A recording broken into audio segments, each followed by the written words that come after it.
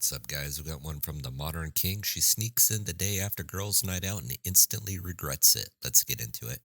Oh, no. You see what time it is? Yes, I'm tired. Where were you? I was with my girls. I told you I was going out. You went out yesterday at 9 p.m. It's 4 p.m. next day. And why do you have an overnight bag if you just going to the club with your friends?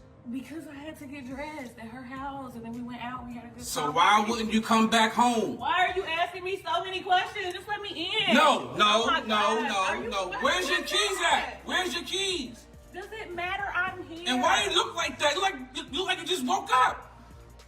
You know what? Take your black ass back to where you came from. Thank you very much. Thank you. Step a little close. The door's gonna slam about now. Thank you. You know, it's the classic I was with my girls excuse. I mean, sure, because all night clubbing needs an overnight bag. I mean, ladies, if you're just dancing with the girls, why does your itinerary resemble a SEAL team mission? And the audacity to demand entry without answering a single question? Look, you're not a guest star on Law & Order dodging interrogations. I mean, fellas, take note. If her timeline's shakier than a toddler on roller skates, send her back to her girls. Trust isn't built with 4 a.m. shadowy alibis. Door slams deserved. And if you're going to live a single life when you're with somebody, prepare to be returned back to the single life. I've never had a girlfriend before. And I'm completely ran through. And we're that one couple in our 30s. Believe it or not, Katie actually rejected me when we were in high school. I was only going after hot guys back then. But she explained to me that she's not here to have fun anymore. Babe, I ran into your ex today. Oh, Chad? No. Zach? No. Harry? No. Jake? Aaron? Dan? Tall Brian? Short Brian? Abraham? Mr. Sherhart? Benson? Cooper? Curry? Trevor? Zeke? Malcolm Kellner? No. Michael. Oh, Michael. He's pretty big. You're telling me.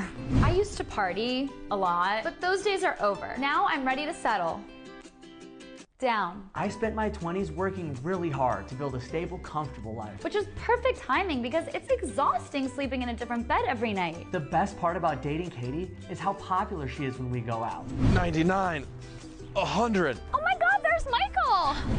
Hi! Katie, I haven't seen you since the Eiffel Tower. Babe, I don't know you've been to Paris. I haven't. God.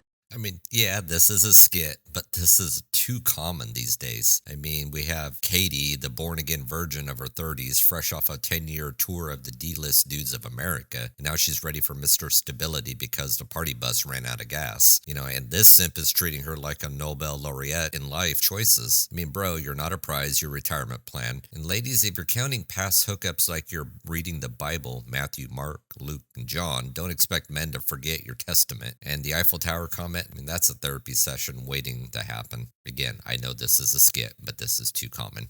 You don't get to paint a false narrative, sir. Sir, you don't get to paint a false narrative. No, you will get a turn. It's just not your turn now. And you should have taught your kids that to take turns. I'm going to stop talking and then you can speak. It's not your turn right now. Be silent. And guess what? When you're talking, I'm going to take my turn to be silent. All right? Now, you're trying to step out as the leader of women and you failed at marriage. Marriage is supposed to be till death do us part, and it appears you're still alive. So you failed at that. You're no example of romance. Furthermore, on a financial level, if you want to teach women, one of the most meaningful things to teach anyone in this land of opportunity is finances, and you've not excelled at that. And then if you look at education, you're just now getting a degree and you're creeping into menopause age. So you failed at that. So the fact is, you have not outperformed any average woman. So what is so narcissistic in your mind that makes you think you're up here to be a teacher of others? I mean, imagine failing at marriage, finances, education, and life, and then grabbing a mic like Kanye at the VMAs. I mean, sir, I mean, you're not a teacher. You're a tragic motivational speaker. You know, teaching finances when your bank account looks like a desert is peak irony. Marriage till death? I mean, that seems like a contract got shredded somewhere between I do and menopause. If you're not walking the talk, then sit down before the world makes it your turn to be silent. And next, you're going to hear her great advice that she likes to give. How do you sleep with a man and not catch feelings? Please help. By making sure that you have other men.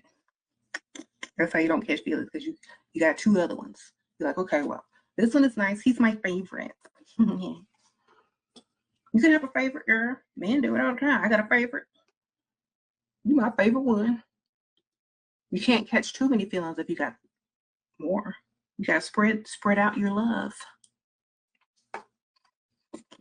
As long as they spread like out. I said, get in his face. If you want to live with your boyfriend, show up to his house with a suitcase crying. You know what I'm saying? Lie and tell him you got a stalker. Do something. Get up in his face. Get in there. Get in it to win it. This is not a game. This is life. Every move you make determines your future. So get in there. Yeah, wonderful advice, right? I mean, ladies, this spread your love philosophy isn't empowerment, it's emotional coping. Keep multiple men on deck sounds more like a pimp's handbook than advice for a stable future. And this get in his face move, that's a restraining order waiting to happen. Men, avoid women who think relationships are a blackjack table. The odds are you'll lose your chips and your sanity and your money and your assets. I mean, life's a game, then maybe stop playing yourself, woman.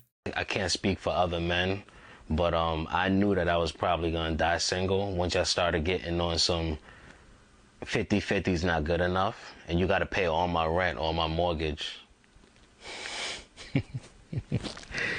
This dude figured it out. Relationships today are overpriced subscriptions. Pay my rent, pay my mortgage, and then pay me some. Ma'am, do I look like a walking ATM with feelings? I mean, fellas, the 50-50 debate is a trap. If you're footing the bill for everything, you're not a partner. You're a wallet with legs. Want equality? Then don't expect us to play sugar daddy while you play feminist when it's convenient. If I put the seat up to urinate and then put it down after I'm done, at your request, that is 2 seat repetitions per urinary event. This arrangement means that if you go into the bathroom, you can just sit down and urinate and leave with 0 seat repetitions per urinary event. Would it not then be a fair and equitable marriage arrangement, creating a scenario where we are both responsible for only 1 seat repetition per urinary event? And she's gone. The toilet seat negotiations peak modern relationships.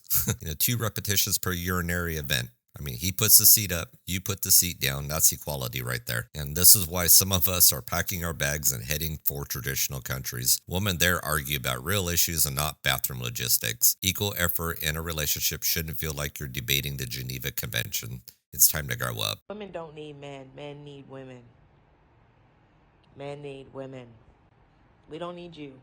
You need us. Oh, really? We need you? For what?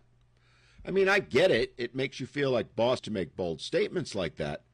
But it's hilarious how you never provide any examples to prove it. So how about it?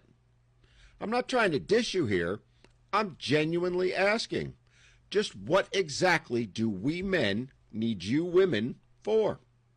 What exactly is it that you provide that we men wouldn't be able to survive if you didn't provide it? Because I hate to break it to you, darling, but society, literally everything you use and take for granted every minute of every day, was built by and is maintained by predominantly, overwhelmingly men, not women. Men. Food, water, electricity, housing, the roads and sewers, the basic necessities of life, all of which you would struggle to survive night and day without, are provided by men. Hell, even the app and phone you used to make and upload this video to dismiss and demean men to be that so-called boss was created and is maintained by men. So again, darling, I ask, how is it women don't need men, yet men need women? Give us some concrete examples. Give us some proof. Because to me, it's pretty freaking obvious if men suddenly stop doing all that they do, society would cease to exist, not just in days, weeks, or months, but in mere hours. It's pretty obvious you wouldn't be able to survive without men. So again, I'm genuinely asking, what the hell is it exactly that you all provide to men and to society that is so valuable that men wouldn't survive without it? Here's your chance, ladies. Inquiring minds want to know. Men need women, but women don't need men? I mean, really? If men took the day off, you'd be back to the Stone Age living by lunchtime. Every piece of modern comfort from roads to plumbing was built by men. And meanwhile, what do we get? TikTok dances and drama. It's not hate, it's facts. Ladies, we want you, but let's not pretend society crumbles without you. If you're that essential, then prove it without a single Amazon Prime delivery or working Wi-Fi. I mean, go ahead. We'll wait. Here's the bitter pill. The modern dating scene is a flaming dumpster fire of entitlement, delusion, and broken systems. Feminism started with equality and ended with TikTok rants. The elite's profit-driven agendas have turned relationships into transactional nightmares. Social media? It's a gasoline on the dumpster fire, fueling narcissism and vanity while destroying the family units. Men are opting out, getting passports, going abroad, or simply walking away because the ROI just isn't there. I mean, some solutions? Men stop prioritizing women who bring nothing but drama and receipts from the past mistakes. Basically, stop simping. Women, if you want traditional providers, consider offering traditional values. Families need rebuilding, one based on mutual respect and actual effort, not swipe right fantasies. And stop worshiping social media influencers. They're the Pied Pipers leading us off a cliff. But what do I know? I'm just a dude talking in a box. Anyways, guys, in the video here, if you like what you've seen, hit that like button, share, subscribe, all that fun stuff. Drop me a comment down below on what you think. I'll catch you on the next one. Peace.